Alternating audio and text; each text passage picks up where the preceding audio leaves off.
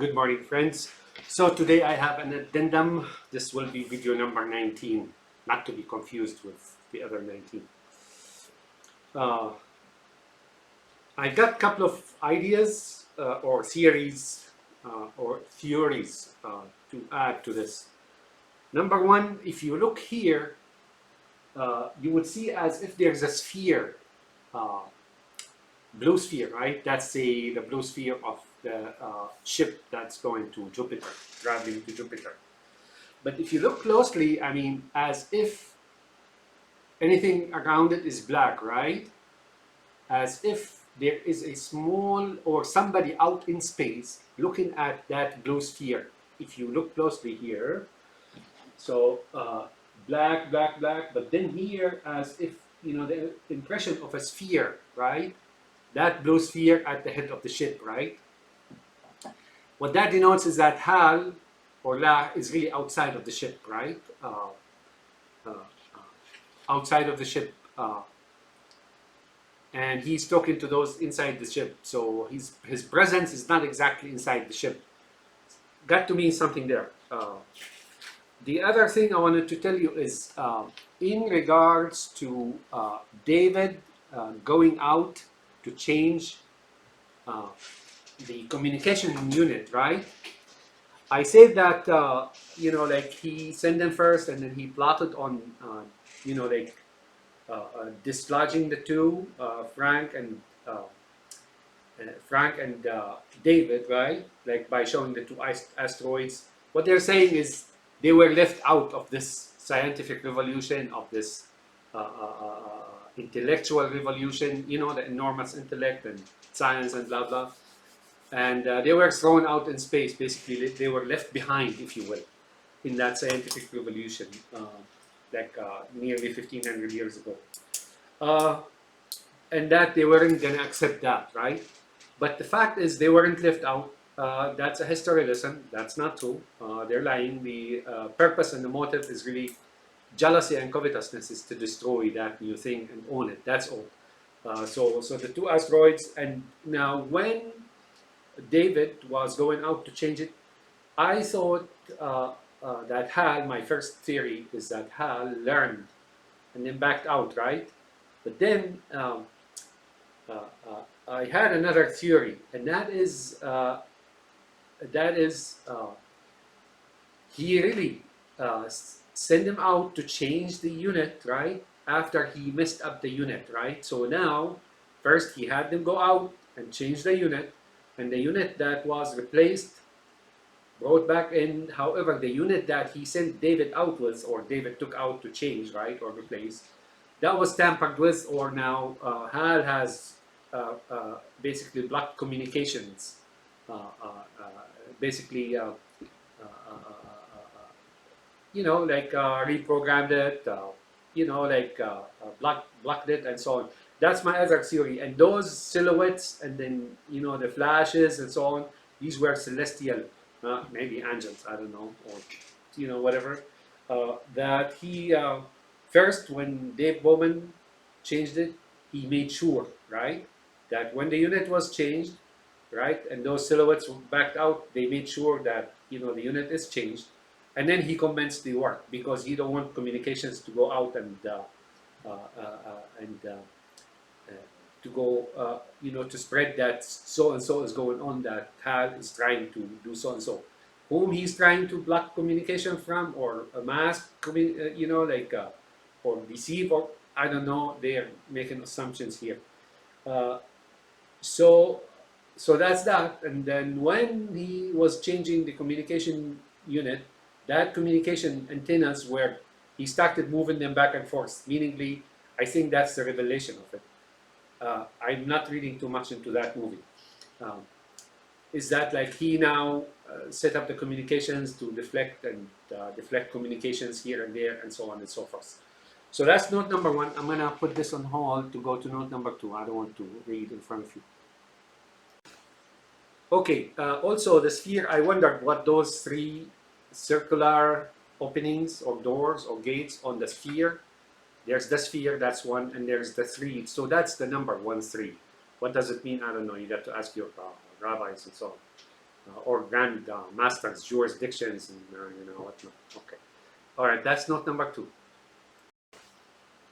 Okay, so usage of blue suits or disguise occurred twice. I said I never seen it being used. The red and the green were used extensively, right?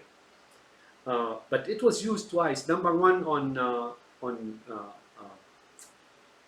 Tycho creator Clavius, right? Which is supposedly that creator on the moon, and or Tycho. That's one, and the other one is the other scene that it is used at is when they descended down on that black monolith, that unfortunate black monolith. Uh, Again, to HAL 2009, two of them. That's one good and one evil. I think that's what it means. So let's watch it. Okay. Okay, so the acronyms that are displayed on the screen, I said that Kubrick is describing a certain situation or status or like a warning by signaling. You know how people, usually if you're sitting talking to Masonic people, they start signaling each other and so on, right? Like he just told the truth, he lied, or get him, or something of the sort. First I was like totally oblivious to that, but then eventually I began to realize that when you sit among those people, they start signaling. They begin a new chat around you, and you're not even realizing that. I was that before. I was like that ignorant before. Uh, so the acronyms, I have another theory. The acronyms could be a display of what HAL is thinking, right?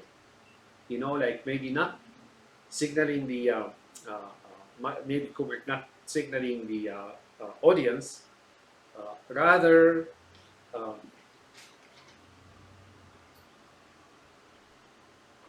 rather that's what HAL has in mind or thinking, right?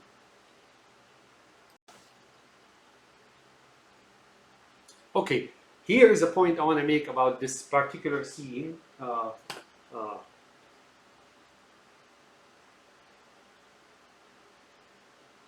so the food here, you may think it's a space food. That's not a space food. That's really because this is not in space, and here on Earth, the food denotes financial and acquisitions of goods and values and so on. Similar to you, say, buying commodities on the stock market, and well, not you or I.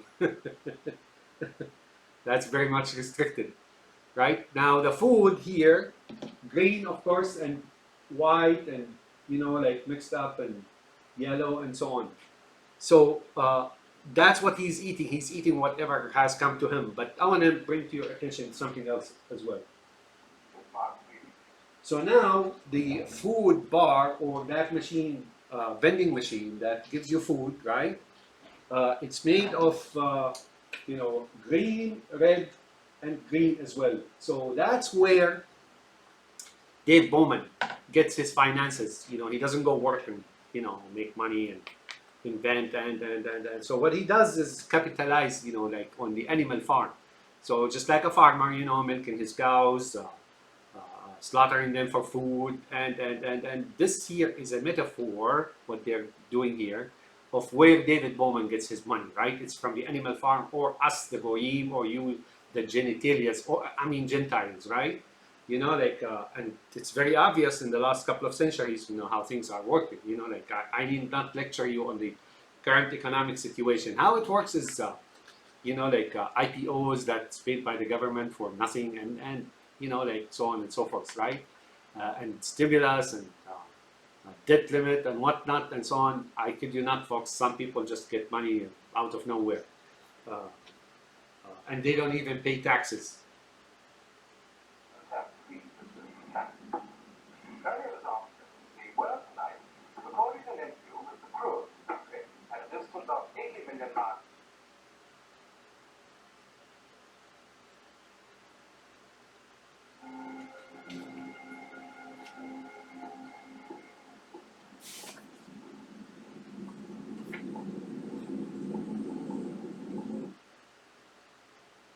So we're gonna watch it again. That is, he pressed the red, right? And he pressed the green. He pressed buttons, right? And then he gets, like they get, the food, right?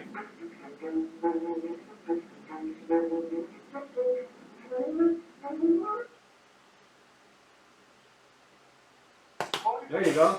So now it's harvesting time. Like when you harvest. Okay, to note number 2. So here's a note. You have to. I apologize in advance for what I'm about to say about Frank. Uh, I know we're all humans, and what is it? We're related to monkeys. But if you look here, I had no, like something flashed in my brain that he is made to look like a certain monkey in a certain movie. I don't know, maybe somewhere, right? Uh, is that a coincidence? That's probably a coincidence. Probably, but now there's nothing random in this movie. So I think he's making Frank look like a monkey, like trying to insinuate, yeah, monkeys are welcome. I don't know, maybe, I don't know, maybe. But maybe not again. So that's the other note, like the number 2 note. Uh, and that's that. I don't know. Maybe I'm seeing things, but somehow I think he chooses the face and the hair, the way the hair, the stylist made fixed his hair is to look like a real monkey, right? At the end of the day, the Kubricks are and us are all monkeys, right? As they say.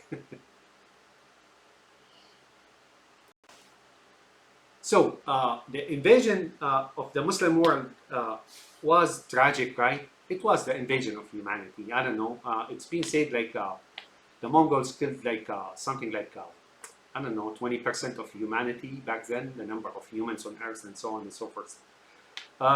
They also didn't just like kill people and children and burn books and make bridges on the Tigris River, but many scientists who were bearing this knowledge and advancing with it and moving with it and bringing new things to life and so on were also slaughtered. This is similar to coming, say, the Soviets being able to invade the United States. Ain't gonna happen, right?